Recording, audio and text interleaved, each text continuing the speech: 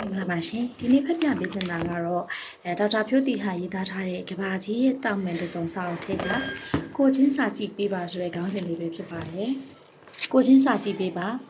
လက်မထက်ခင်အတူနေကြတဲ့ကိစ္စဟာကိုခေတ်လူငယ်တွေကြားထဲမှာတိတ်မထူးဆန်းတော့ပါဘူးမျိုးဆက်ပွားကျမ်းမာရေးလူငယ်လုပ်နေသူဖြစ်လို့ပိုသိပါတယ်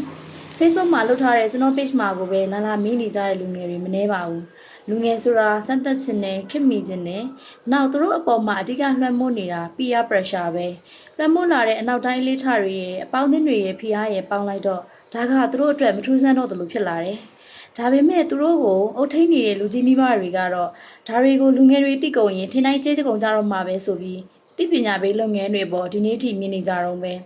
လူငယ်တွေကိုလည်းမျက်စိပိတ်နားပိတ်ထားနေကြတော့ပဲအဲ့ဒါကြောင့်ရီစားနဲ့သာတူနေလိုက်တယ်ရာသီဆိုတာဘာကြောင့်ထိန်သွားတတ်တယ်လဲဆိုတာတော့မသိကြဘူးအဲ့ဒီလိုနဲ့နောက်ဆက်တွဲပြဿနာတွေအများကြီးလိုက်လာတယ်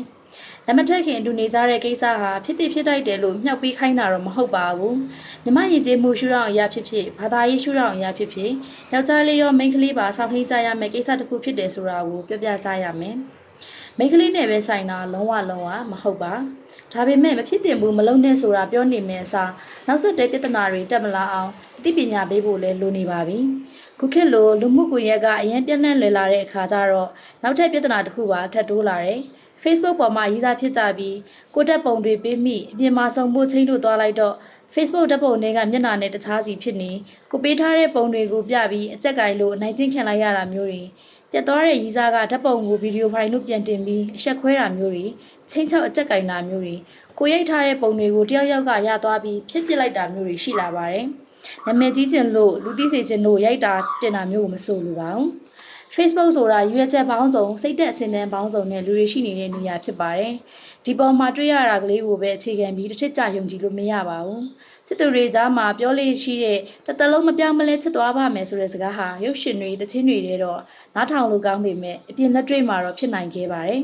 သူနဲ့ကိုကတွေးကြည့်ရင်သစိမ့်သက်ပါအချိန်မီအကြောင်းပြချက်မျိုးစုံနဲ့ဆက်ဆံရေးအခြေအနေပြောင်းလဲသွားနိုင်ပါတယ်နောက်ဆုံးကိုတွေကလက်ထက်မှာတည်စားနေပါပြီဆိုရင်တော့ကိုပုံနေတိုင်းအင်တာနက်ပေါ်ပြတ်သွားခဲ့ရင်ငါပြဘဘလို့များနေမလဲဆိုတာကိုတွေးကြည့်ပေးပါဘလောက်ခင်မီတဲ့မိဘဖြစ်နေအောင်တော့မရှက်ဖဲဝမ်းမနေပဲမနေပါဘူးသူတို့ကိုယ်တိုင်အတွက်ရှက်တဲ့စိတ်ထက်သားသမီးအတွက်ရှက်တဲ့ဝမ်းနေတဲ့စိတ်ကပုံမှာပါနောက်တစ်ခုကအဲ့ဒီဓာတ်ပုံတွေဗီဒီယိုတွေကို share နေလက်ဆင့်ကဲနေကြတဲ့ကိစ္စအများစုကတော့မြန်မာမိန်းကလေးတွေပျက်စီးနေကြပြီလို့ဒေါသထွက်ပြီးဆဲကြပြောကြရင်းနဲ့ share ကြတာပေါ့လေတခုပြန်စဉ်းစားကြည့်ချင်တာကအဲ့ဒါလိုလှုပ်လိုက်လို့ဘသူအကျိုးရှိသွားတယ်လဲဆိုတာပါပဲဒီလိုအဖြန့်ခံရလို့သာအခြားမိန်းကလေးတွေပါအတိဝင်ကြကြီးဆိုရှေ့မှာဥပမာပေါင်းများစွာရှိခဲ့ပြီးမို့သူတို့ကလေးတွေသိနေပြီးဖြစ်နေလောက်ပါပြီကိုဒေါသကလေးပြေးသွားရုံတက်ဘသူမှအကျိုးမရှိတဲ့ကိစ္စတစ်ခုကိုဘာလို့ဖို့ share နေကြမလဲ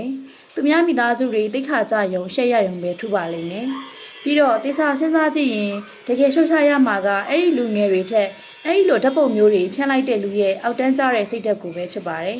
အဆိုးဆုံးကတော့အဲ့ဒါတွေကိုဟာသားလုပ်ပြီးစစ်ဖြန့်နေကြတဲ့ကိစ္စပါပဲကိုယ့်ရဲ့စိတ်ဆန္ဒအတွက် share ရအောင်ကလည်းသူတို့က poster တွေမှမဟုတ်ပဲခက်ရှင်းပြောရရင်အဲ့ဒီလူတွေဟာစဖြန့်ခဲ့တဲ့လူနဲ့စိတ်သက်အစဉ်တန်းချင်းတူပဲလို့သတ်မှတ်လို့ရပါတယ်ကာယကံရှင်တွေနေရာမှာကိုသားသမီးကိုညီကိုညမကလေးတွေမြန်ဖြစ်နေခဲ့ရင်ဘယ်လိုလုပ်မှာပါလဲ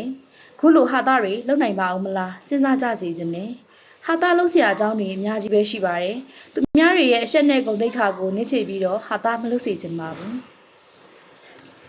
ဟုတ်ကဲ့ပါစာပိုင်ကလေးကတော့ဒီလောက်ပါပဲပေါ့နော်တက်ပြရဲ့အထက်မှာမှအတွေးမြင်လေးညောင်းလဲသွားမယ်ရသွားမယ်ဆိုလို့ရှိရင်ဒီနေ့ပါတယ်အားလုံးကျေးဇူးတင်ပါတယ်ရှင်